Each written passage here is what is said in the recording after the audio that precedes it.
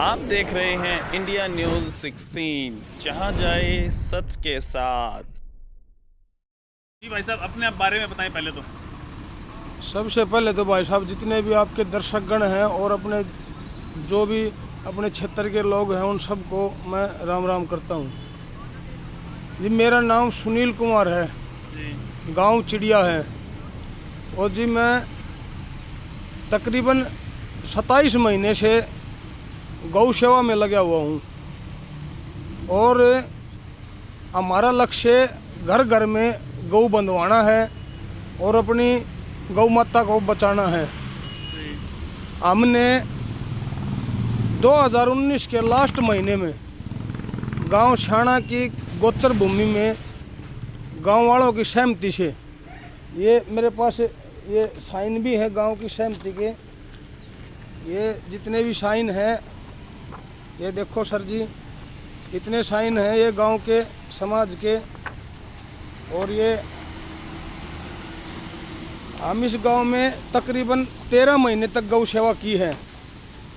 हमने कोई भी गांव समाज से चंदा नहीं लिया गया है। फोटो ले लेंगे आप, और आगे बताओ। हाँ, ये जितने भी मतलब ये 400 के करीब गांव वालों ने सहमति से साइन कर रखे हैं। वहाँ हमने कोई भी चंदा और पर्ची समाज से इकट्ठी नहीं की गई, क्योंकि हम लोगों की श्रद्धा बढ़ाना चाहते थे कि गांव में समाज में गऊ के प्रति श्रद्धा बढ़े और लोग गऊओं की सेवा करने लग जाएं। इसलिए हमने अपने पास से वहाँ तकरीबन 18 लाख रुपए का खर्चा छाना गांव में किया। कहाँ से लाया आप 18 लाख? वो 18 लाख रुपए भाई साहब, अपने पास खड़बिनौड़े की दुकान थी और अपने को कुछ ज़मीन भी बेची गई थी, तो अपने पास वो पैसे थे और हमने वो गौ रक्षा में लगाए हैं। जी। 18 लाख में क्या क्या काम करवाया था? 18 लाख में हमने जी वहाँ पर गऊओं के लिए 1500 के करीब मैंने शुरू में फूस इकट्ठा किया और वहाँ गऊओं के लिए एक शेड बनाया गया। दूसरा शेड की तैयारी हो गई थी, पूरी तरह बनने को तैयार हो गया था। उस टाइम विवाद हो गया गाँव में और वहाँ वर्कर थी, 6 वहाँ वर्कर थे और वहाँ खोर बनाई गई है 4, और जी वहाँ पानी की व्यवस्था और जितने भी मतलब मिट्टी डलवाई है, वहाँ गांव का जोड़ छटवाया गया है साहब। और गांव के जोड़ से वहाँ तकरीबन 350 ट्रेलियाँ एक बार में लाई गई हैं और कुल मिलाकर के वहाँ 400-500 ट्रेली वहाँ भर्त करवाया गया है मिट्टी डाल के। ट्रैक्टर सब किराया था, लेबर का सब किराया था, और जो लेबर का खर्चा होता था वो अपने खुद में स्वयं वहन कर रहा था उस समय। लेकिन जी किसी कारणवश गांव वालों ने बगैर कुछ कारण बताए, क्योंकि वहाँ 10 गांव के आदमी इकट्ठे हुए थे, जब वो गौशाला वहाँ से फटवाने का फरमान सुनाया गया तो वो 10 गांव के लोगों के बीच में बात हुई कि भाई हमारी क्या गलती है। उन्होंने कोई ठोस जवाब नहीं दिया जी, बस उन्होंने ये बात लगा दी कि हम यहाँ गाँव में गौशाला यहाँ नहीं करने देंगे। और जी अगर उन्होंने नहीं करने देनी थी तो पहले आते ही उन्होंने हमें मतलब मना कर देना था। लेकिन वहाँ चली थी वहाँ जी तकरीबन 13 महीना के करीब चली थी गौशाला। गांव में बनाई थी पहले आपने? ये शाना गांव पड़ता है जी, जिला महेंद्रगढ़ में। उसके बाद क्या हुआ? उसके बाद जी वो गौशाला पड़वा दी और गऊ वहाँ हो गई 90 के करीब। अब गऊ ज़्यादा हो गई और कहीं भी जगह नहीं मिली गऊओं के लिए, तो जी मैं अपने यहाँ पंडित जी रामविलास शर्मा के पास भी आया था और 2-4 बड़े जो लोग हैं जैसे सुरेंद्र भाई साहब हैं अपने, उसके पास भी आया था, जो चेयरमैन है पूर्व महेंद्रगढ़ में।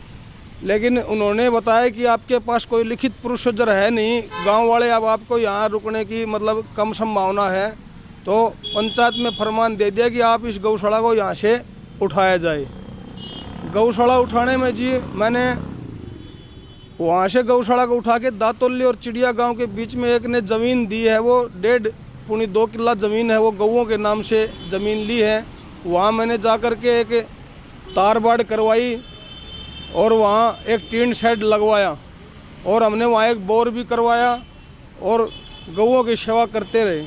हम जी कोई भी गऊ बेचते नहीं हैं, अपनी श्रद्धा से 100 रुपये ना देकर गऊ दे देते हैं दूध पीने के लिए गरीब मजबूर लोगों को।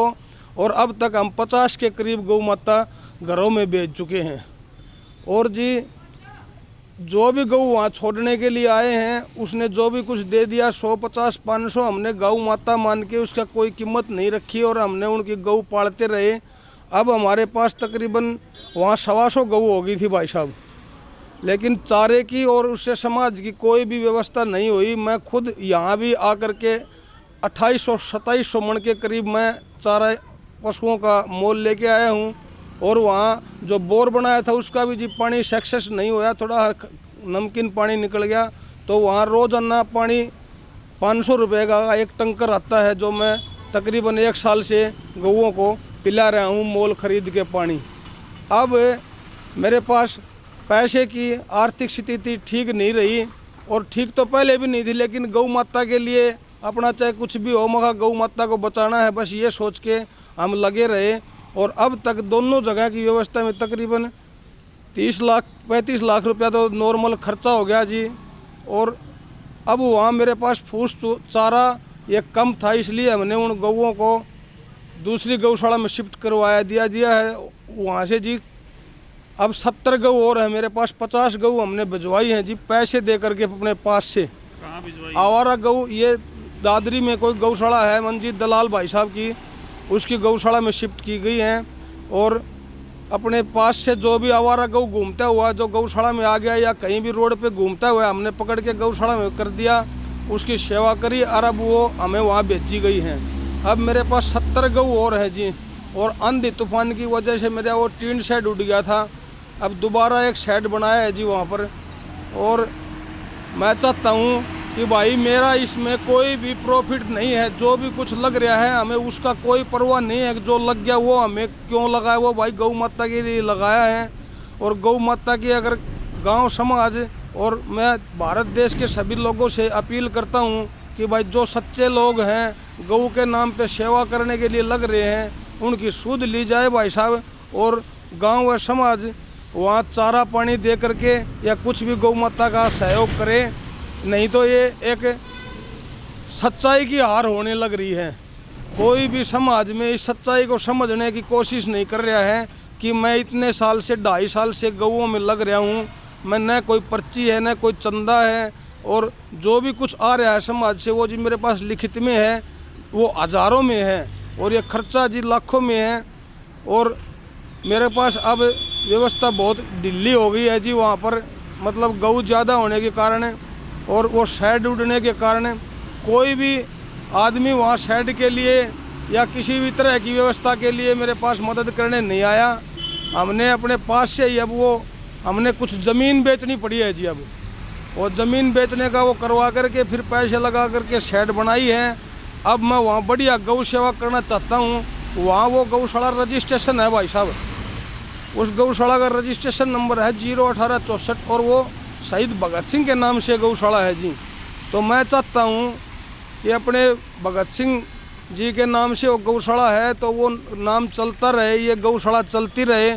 और मैं जितने भी हो सके तन मन धन से गऊओं के लिए लगा हूँ। तो मेरी बस आप लोगों से, पत्रकार भाइयों से या जो भी लोग सुन रहे हैं उनसे एक विनती ज़रूर है, अगर हम गलत कार्य कोई कर रहे हैं तो हम उसके जवाबदार हैं। अगर सही में कार्रवाई कर रहे हैं सही गऊओं के लिए तो भाई पूरे भारत देश में अगर किसी भी भाई ने भी गऊओं के लिए इस लॉकडाउन में, इस मतलब लॉकडाउन के समय में और ये कोरोना की महामारी में लोग अपने घरों में रहे हैं, मैं उन गऊओं के लिए लगा रहा हूँ। और अब मैं बिल्कुल भाई साहब मेरे हौसले थोड़े कमज़ोर हो गए हैं क्योंकि किसी भाई ने भी कोई मदद के लिए आगे नहीं आ रहा है। बस कुछ भाई हैं 2-5 अपने जो मदद कर रहे हैं थोड़ी बहुत, लेकिन जी वहाँ व्यवस्था ज़्यादा होने के कारण गऊ अब मैं असमर्था जाहिर कर रहा हूँ कि मतलब कोई भी हिंदू संगठन लगाओ या कोई भी मतलब क्षेत्र के प्रबुद्ध समाज से भी लोग लगाओ, कोई भी मेरी सूद लेने नहीं आया। बस अपने गऊ छोड़ते गए और जो ब्याने वाली गऊ थी उनको ले जाते गए। हमने किसी को कोई मना नहीं करी भाई साहब, क्योंकि ये गऊ अपनी माता है, हम इनकी कोई कीमत नहीं लगाते, श्रद्धा से कुछ भी दे के गऊ ले जाते हैं और हम सेवा कर रहे हैं। तो मेरी आप लोगों से विनती है कि आप जो भी पत्रकार भाई हो अपने और पत्रकार बंधुओं से बताएं और मेरी इस सच्चाई की खबर को अपने भारत देश में फैलाएं और बताएं कि कोई ऐसा गौ भगत भी है जो अपने पास से 2.5 साल से 125 गौओं का भरण पोषण कर रहा है और समाज से उसकी कोई सूद नहीं ली जा रही है। तो कृपया करके कुछ गौओं के लिए व्यवस्था करवाई जाए ताकि मैं वहाँ आजीवन गौ सेवा कर सकूं और अपनी गौ माता जितनी भी हो सके मैं अपनी आवारा गौ घूम रही हैं इनको सब का इकट्ठे करूं और सब गऊ आराम से घरों में भेजूँ। जो भी गऊ ब्याजे हैं उनको घरों में भेज दें और जो आवारा घूम रहे हैं उनको पकड़ के और उनको हम सेवा करते रहें। यही हमारा लक्ष्य है जी। हर घर में अपनी ये देसी गौ माता हो, हर घर में गौ माता बंधे, गौ हत्या भारत में बंद हो और गाय को राष्ट्रीय पशु का दर्जा मिलना चाहिए। इन लक्ष्यों को लेकर के हम लगे थे और अब भी हम इन्हीं लक्ष्य के लिए लगे हुए हैं कि गऊ को हर घर में गौ माता बंधे और कोई भी गौ आवारा ये न घूमे। ये हमारी माँ है, ये भारतीय संस्कृति की पहचान है और गीता में साफ शब्दों में लिखा गया है कि गौ बचेगी तो देश बचेगा। इसलिए हम गौ की रक्षा प्रथम मानते हैं और हम इस गौ रक्षा में 2.5 साल से लगे हुए हैं। तन मन और धन से अपने पास जो भी कुछ था हमने गौ माता के लिए लगा दिया भाई साहब। अब अगर गांव समाज और भारत देश के प्रबुद्ध लोग अगर मेरी इस बात को समझ के अगर मदद करना कुछ भी चाहते हैं तो भाई साहब मेरे नंबर भी आप इसमें ब्लॉग में डाल देना, उसमें बात भी कर सकते हैं। और कोई भी किसी प्रकार की भी गुनाह हो, आज तक पूरे भारत देश में 23-25 जो सबसे छोटा मुकदमा होता है भाई साहब, अपने ऊपर कोई भारत देश में छोटा मुकदमा किसी प्रकार का कोई केस, किसी प्रकार भी असामाजिक कार्रवाई कहीं भी हमारे खिलाफ कोई भी आज तक नहीं हुई है। इस मामले में आप किस किस से मिले हैं अब तक? इस मामले में जी मैं मेरे लोकल के सरपंच से मिला हूँ। मेरे गांव के जब जगह नहीं दी गई तो गांव के सरपंच से मिला, गांव के सरपंच ने भी कोई रिस्पांस नहीं दिया। फिर मैं बड़े गौ सेवा करते हैं, बड़े गौ सेवा करते हैं जी। मैं इससे कालू कुडल से फ़ोन पे बात करी थी, कालू कुडल ने भी कोई जवाब नहीं दिया। और जी मैं ये सुनील निमाणा है भाई साहब, एक बार उससे भी फ़ोन पे बात हुई थी, उसने भी कोई मतलब मदद नहीं की। और एक दो ये जो अपने क्षेत्र के जैसे भाई प्रीतम चेयरमैन जी हैं उनसे बात करने की कोशिश की, टेलीफोन लगाया, उन्होंने फ़ोन नहीं उठाया। हाँ, इस पूरी बात का आचार्य देवी सिंह को मालूम है जी। आचार्य देवी सिंह जी मेरे साथ छाना गांव में भी थे और ये मास्टर जी भी थे छाना गांव में, ये ड्राइंग टीचर हैं, खोरडा गांव से हैं मास्टर नरेश जी। ये शुरू से हमारी सेवा को देख रहे हैं। हमने आज तक भाई साहब कोई गऊ बेचने का या मान ले कोई दूध बेचने का या कोई रसगुल्ला प्लांट या मतलब मेन बात यह है कि हम तो अपनी निस्वार्थ सेवा कर रहे हैं भाई साहब। कोई भी हमें वहाँ प्रॉफिट नहीं चाहिए, बस खाली गौ माता बचनी चाहिए। मैं इन गौओं के लिए लग रहा हूँ और मेरा अब ये देख करके हौसला डगमगा गया भाई साहब। इस भारत देश में कोई भी ऐसा करने वाला शायद मुझे तो लगा नहीं कोई हो, और फिर भी मतलब लोग इसको पता नहीं किस मकसद से देख रहे हैं कि मेरा क्या मकसद है। भाइयों मेरा कोई मकसद नहीं है, मेरा मकसद है ये गौ हमारी माता है और ये गौ हमारी बचाई जाए। गौ बचेगी तो ही देश बचेगा।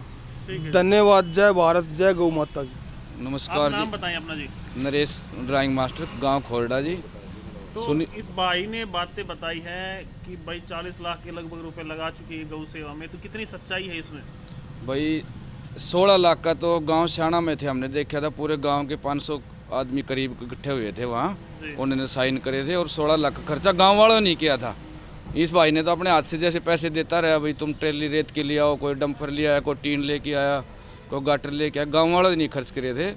पैसे इसके थे या गांव वालों के थे? पैसे भाई ने दिए थे जी, सुनील पहलवान ने। हाँ, खर्च गांव वालों ने किए थे, इसलिए वो साइन भी किए थे। क्या मामला हो सकता है, क्यों गांव से निकाल दिया गया? वो गांव की गोचर भूमि थी, 80 एकड़ जमीन थी। गांव वालों का बस एक ही था कि जमीन कब्जा हो जाए, जमीन पूरी हमारी जो है गोचर भूमि है ये कब्जा लेंगे।